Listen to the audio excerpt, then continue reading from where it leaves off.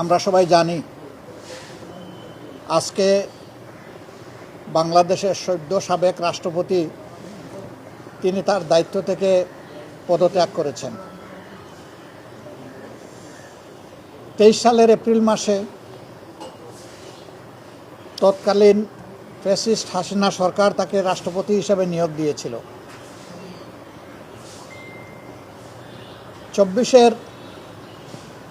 36 জুলাই বাংলাদেশে যে পরিবর্তন হয়েছিল সেই পরিবর্তনের দাবি ছিল যে এই প্রেসিডেন্ট থাকবেন না, কারণ তিনি প্রেসিডেন্ট থাকা অবস্থায় অনেকগুলো অঘটন ঘটেছে। বিশেষ করে জুলাই রিভলিউশনে এতগুলো মানুষের জীবন গিয়েছে, কিন্তু রাষ্ট্রের সর্বোচ্চ অভিভাবক হিসাবে তিনি কোনো দায়িত্ব পালন করেন নাই। শুধু নীরবতা না, জনগণ মনে করে যে তিনি এই অপকর্মের মদতদাতাও ছিলেন। এই জন্য তখনই একটা দাবি উঠেছিল যে তাকে দায়িত্ব থেকে সরে যেতে হবে। এমনকি যুবকদের একটা অংশ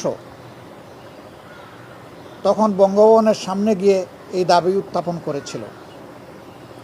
যদিও ওই অংশের এই পদক্ষেপের সাথে আমরা সরাসরি ছিলাম না। এরপরে আপনারা জানেন যে 5 আগস্ট রাষ্ট্রপতি ভবনে যে মিটিংটা হয়েছিল, 3 বাহিনীর প্রধান ছিলেন, রাজনৈতিক দলের সম্মানিত নেতৃবৃন্দ ছিলেন, আমরা ছিলাম। সবগুলা দল না থাকলেও বেশ কয়েকটি গুরুত্বপূর্ণ দলের নেতৃবৃন্দ ছিলেন এবং সিভিল সোসাইটিরও 2-1 মেম্বার ছিলেন। সেদিনকার আলাপ আলোচনায় অনেকগুলা গুরুত্বপূর্ণ পরামর্শ দেওয়া হয়েছিল। সেই পরামর্শের আলোকেই মধ্যরাতে তিনি জাতির উদ্দেশ্যে একটা ভাষণ দিয়েছিলেন। এই ভাষণে স্পষ্টতই বলেছিলেন শেখ হাসিনা তার কাছে পদত্যাগপত্র জমা দিয়েছেন এবং তিনি তা গ্রহণ করেছেন, মঞ্জুর করেছেন। কিন্তু আমরা অবাক হলাম।